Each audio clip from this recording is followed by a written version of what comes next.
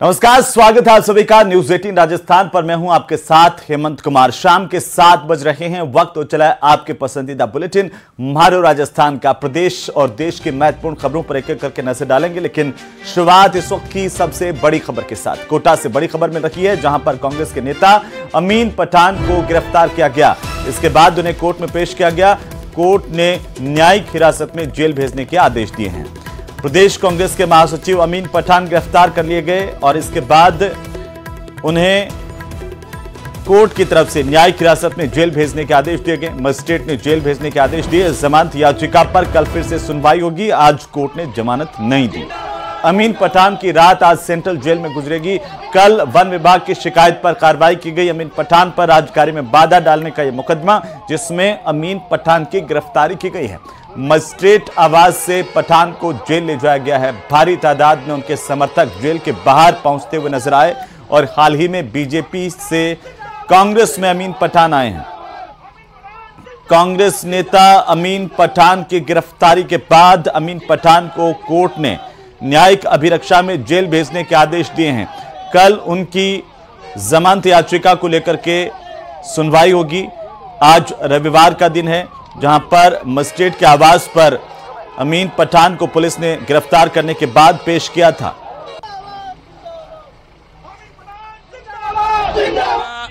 मजदूरों और गरीबों की आवाज को उठाई, इसलिए सरकार के द्वारा ये किया गया है। लेकिन आने वाले लोकसभा के चुनाव में इनको जनता करारा जवाब देगी, क्योंकि जिस तरीके से ये गरीब और मजदूरों के जो ये मकानों को तोड़ा गया, उसकी आवाज के लिए कल धरना प्रदर्शन रखा था। उस धरना प्रदर्शन नहीं हो, इसलिए गिरफ्तारी करवाई। और इसी खबर पर ज्यादा जानकारी के लिए हिमांशु हमारे सहयोगी फोन लाइन पर जुड़ चुके हैं। हिमांशु, क्या अपडेट है? अमीन पठान की गिरफ्तारी हुई और उसके बाद न्यायिक अभिरक्षा में जेल भेजने के आदेश दिए मजिस्ट्रेट ने। देखिए, प्रदेश कांग्रेस के महासचिव है। सबसे पहले बीजेपी में पदाधिकारी के तौर पर कई अलग अलग पदों में रहे, प्रदेश स्तर के कई पदों पर रहे, जिसके बाद में बीते कुछ समय पहले ही इन्होंने कांग्रेस ज्वाइन की थी। आपको बता दें कि पूरा घटनाक्रम कल दरअसल वन विभाग की टीम अनंतपुरा इलाके में इनके फार्म हाउस पर पहुंची थी।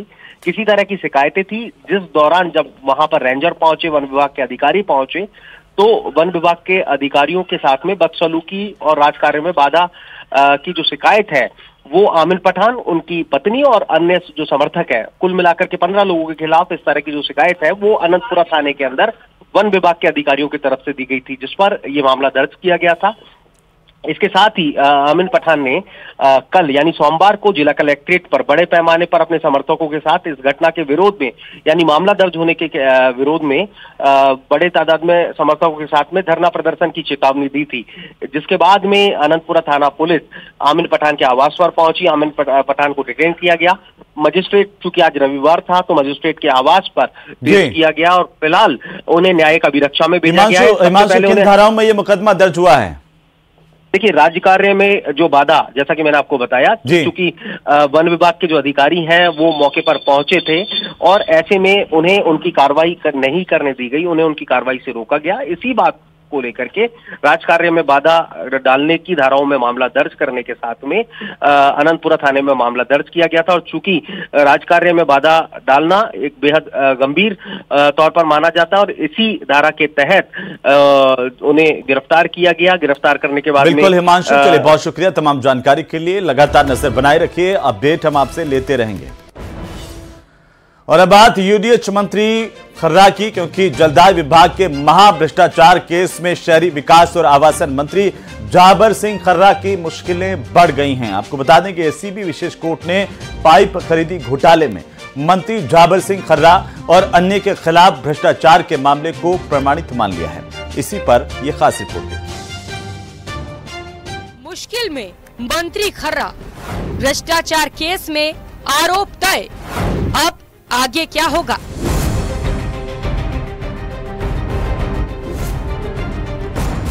जलदाय विभाग के पाइप खरीद से जुड़ा 18 साल पुराना ये भ्रष्टाचार का मामला अब मंत्री जाबर सिंह खर्रा की परेशानी को और बढ़ा सकता है। मंत्री खर्रा और अन्य पर यह केस साल 2011 में दर्ज हुआ था। खर्रा के साथ साथ तत्कालीन अधिशासी अभियंता उमेद सिंह राव, कनिष्ठ अभियंता कृष्ण कुमार गुप्ता, कनिष्ठ लेखाकार नेहरू लाल सहित बधाला कंस्ट्रक्शन कंपनी के मालिक भैरव राम के खिलाफ भ्रष्टाचार के तहत दर्ज मुकदमे में कोर्ट ने आरोप को तय मान लिया है। सीकर जिले के श्रीमाधोपुर तहसील के परिवादी सुभाष शर्मा ने एसीबी में शिकायत की थी। तब मामले में जांच की गई तो इसमें खुलासा हुआ कि मामला 2006 में श्रीमाधोपुर जलदाय विभाग की पेयजल योजना से जुड़ा है। पंचायत के पेयजल योजना के लिए पाइप खरीदे जाने थे, जिसके लिए आरटीपीपी एक्ट के अनुसार समिति बनाना था, जिसमें न तो पंचायत समिति का सदस्य था, न ही जलदाय विभाग के अधिकारी को सदस्य बनाया गया। नियम विरुद्ध तरीके से समिति गठित कर दी गई। योजना के लिए 9 mm की पाइप खरीदी जानी थी, जिसकी जगह 90 mm, 75 mm और 63 mm की पाइप खरीदी गई। पाइप खरीदी के लिए 3 निविदा पत्र पर एक ही व्यक्ति या फॉर्म द्वारा भर दिए गए। कंपनियों ने टेंडर में जो दर तय किए उसे सरकारी रिकॉर्ड में अंकित नहीं किया गया। श्रीमाधोपुर के तत्कालीन प्रधान झाबर सिंह खर्रा ने क्रय समिति का गठन किया। क्रय समिति ने मैसर्स बधाला कंस्ट्रक्शन कंपनी को टेंडर आवंटित किए। हैरानी की बात यह है कि जिस कंपनी को टेंडर आवंटित किए गए वो जलदाय विभाग में रजिस्टर्ड कंपनी नहीं थी। खर्रा की अध्यक्षता में बनी समिति ने नियम विरुद्ध तरीके से 8 गांवों के पेयजल योजना के पाइपलाइन खरीदने का ठेका भैरू लाल की कंपनी को आवंटित कर दिया। निविदाओं के लिए निर्धारित 30 दिन की अवधि की जगह सिर्फ 8 दिन में ही कर दी गई, जिसे अदालत ने पूरी तरह से नियम विरुद्ध माना है।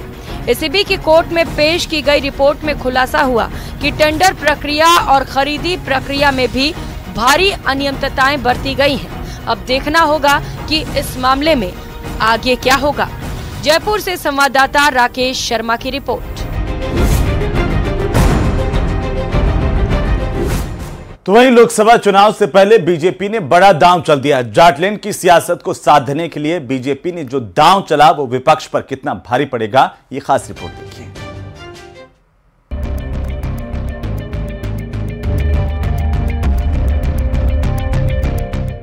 सीआर चौधरी को नई कमान, जाटलैंड को साधने की तैयारी, बीजेपी का मिशन हैट्रिक होगा साकार। लोकसभा चुनाव का बिगुल बज चुका है। लोकसभा के इस रण में बीजेपी की तैयारी सबसे तेज और सबसे आगे भी है। इसकी एक बानगी भर सीआर चौधरी है, जिन्हें बीजेपी ने राजस्थान किसान आयोग का अध्यक्ष बनाकर बड़ा दांव खेला है। हालांकि सीआर चौधरी पूर्व केंद्रीय मंत्री भी रहे हैं, लेकिन इस बार बीजेपी ने लोकसभा चुनाव से पहले एक सियासी चाल चली है। प्रदेश की भजनलाल सरकार ने एक नहीं वैसे तो 7 बड़ी राजनीतिक नियुक्तियां की हैं, जिनमें आयोग, बोर्ड और निगमों में 7 नेताओं को अध्यक्ष बनाया है। राजनीतिक रूप से अहम माने जाने वाले किसान आयोग, देव नारायण बोर्ड, एससी वित्त निगम, सैनिक कल्याण समिति में बीजेपी नेताओं को अध्यक्ष बनाया है। इन्हें कैबिनेट मंत्री का दर्जा देने के आदेश अलग से जारी होंगे।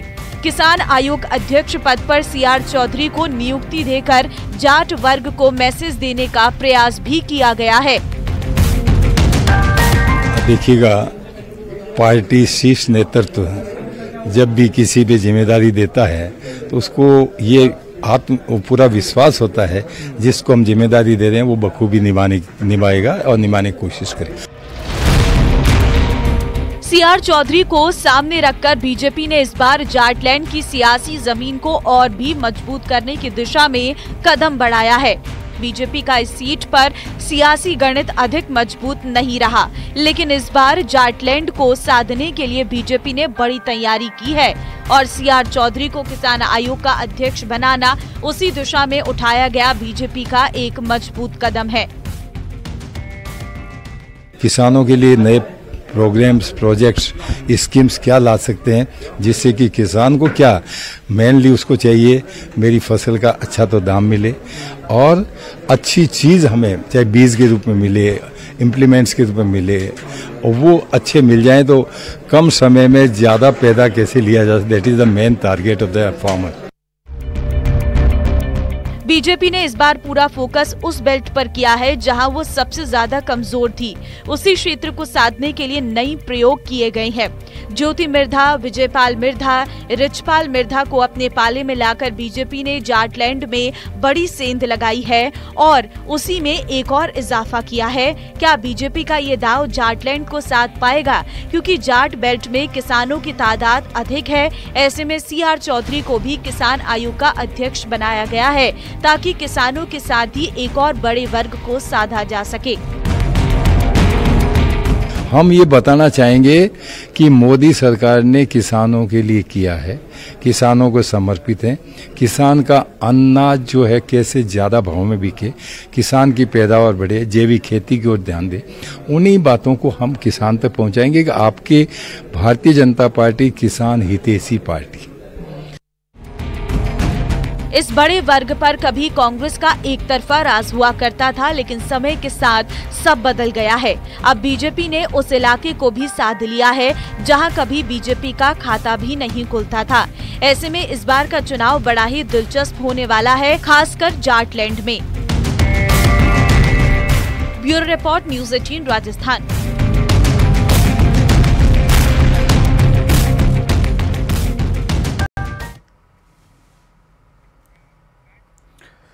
तो वहीं लोकसभा चुनाव से ठीक पहले बीजेपी में चल रही एक बड़ी अदावत का अंत हो गया और बीजेपी प्रदेशाध्यक्ष सीपी जोशी और चित्तौड़गढ़ के विधायक चंद्रभान सिंह आक्या एक जाजम पर नजर आए। इसके पीछे अहम भूमिका निभाई निम्बाहेड़ा के विधायक श्रीचंद कृपलानी ने। ये रिपोर्ट देखी।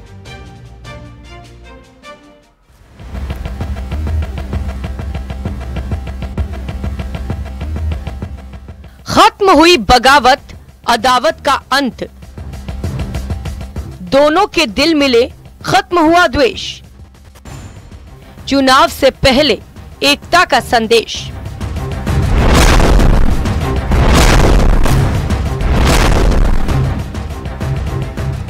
जब चुनाव सिर पर हो तो बागियों से निपटना जरूरी होता है, खासकर तब जब आप दुनिया की सबसे बड़ी पार्टी हो।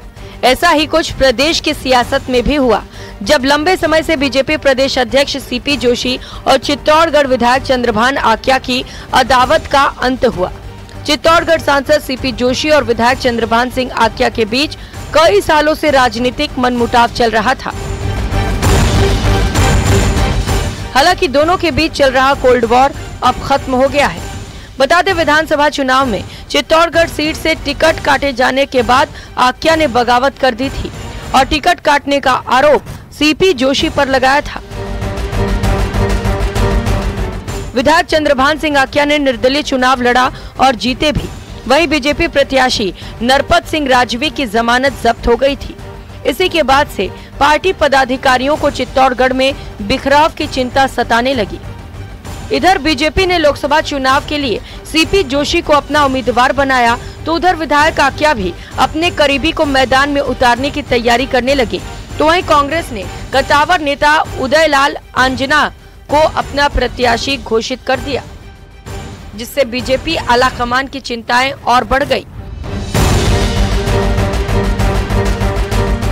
दोनों दिग्गजों के बीच मनमुटाव के बीच मुख्यमंत्री भजनलाल शर्मा के निर्देश पर वरिष्ठ नेता श्रीचंद कृपलानी लगातार कोशिशों में लगे हुए थे। हालांकि शनिवार देर रात जयपुर में सीएम भजनलाल के नेतृत्व में एक मीटिंग चली, जिसमें दोनों के बीच सुलह हो गई और दोनों ने अपनी अदावत खत्म कर पीएम मोदी के पक्ष में चुनाव लड़ने का फैसला लिया है।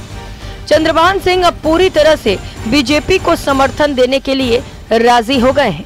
लोकसभा चुनाव में आक्या की बगावत से बीजेपी को नुकसान हो सकता है। ऐसे में आक्या के समर्थन से चित्तौड़गढ़ सीट पर बीजेपी का पलड़ा भारी दिख रहा है। साथ ही पार्टी ने दोनों दिग्गजों के दिल मिलाकर एकता का भी संदेश दिया है। राजनीति कब किस करवट बैठेगी ये कोई नहीं बता सकता, क्योंकि राजनीति में ना कोई स्थायी शत्रु होता है और ना ही स्थायी मित्र। लोकसभा चुनाव के लिहाज से चंद्रभान सिंह आक्या और सीपी जोशी ने अपनी राजनीतिक अदावतें भुला दी है। अब एक बार फिर से वे एकजुटता का संदेश देते नजर आ रहे हैं। इसका फायदा आने वाले चुनाव में कितना मिल सकेगा ये तो खैर समय ही बताएगा। कैमरा पर्सन मान सिंह के साथ महेश दाधीच, न्यूज़ 18 जयपुर। तो वहीं बीजेपी सांसद घनश्याम तिवारी ने न्यूज 18 से कहा कि पूरे देश में पीएम मोदी के कामों की तारीफ हो रही है। देश की जनता मोदी की हैट्रिक के लिए तैयार है और साथ ही भगवान राम के भव्य मंदिर की प्राण प्रतिष्ठा से पूरा देश अभिभूत है और इसीलिए इस बार बीजेपी की ऐतिहासिक जीत होगी।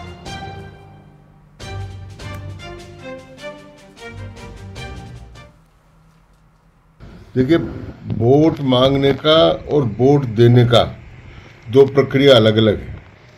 भारतीय जनता पार्टी मोदी जी के 10 साल का जो कार्यकाल है उसके ऊपर और आगे 5 साल जो उन्होंने रचना की घोषणा की उसके ऊपर वोट मांगेगी।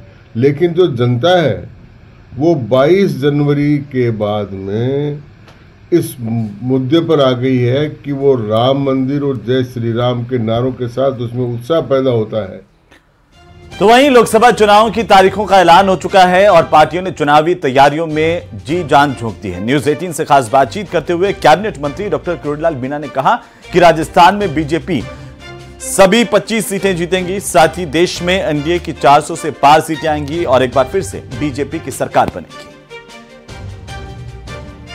लोकसभा चुनाव की तारीखों का ऐलान हो चुका है। राजनीतिक सरगर्मियां पूरी तरह परवान पर हैं। हम दौसा में हैं और राजस्थान सरकार के कैबिनेट मंत्री किरोड़ीलाल मीणा बस स्टैंड पर चाय की चुस्की लेने के लिए रुके हैं। उनसे कुछ राजनीतिक चर्चाएं करते हैं। सर, अब तो दौसा सीट पर तो करीब 1 महीने का समय है वोट का। किस तरह का माहौल है दौसा का और पूरे राजस्थान में क्या लगता है? दौसा ही नहीं, पूरा देश में माहौल राम में है। हमारे इलाके में ERCP में है।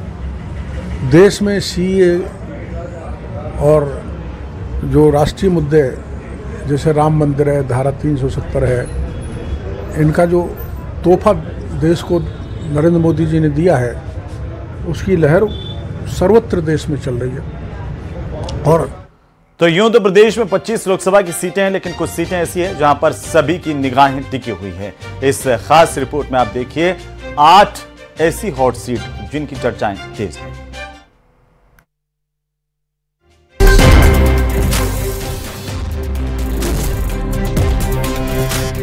लोकसभा चुनाव को लेकर रस्साकसी तेज हो गई है। अब प्रदेश की 8 लोकसभा सीटों पर तस्वीर साफ हो गई है। प्रत्याशियों के नाम देखने से लग रहा है कि कुछ सीटों पर इस बार रोचक मुकाबला होने वाला है। बीकानेर में बीजेपी के अर्जुन मेघवाल और कांग्रेस के गोविंद राम मेघवाल के बीच मुकाबला है। बीकानेर लोकसभा सीट से कांग्रेस ने पूर्व कैबिनेट मंत्री गोविंद राम मेघवाल को प्रत्याशी बनाया।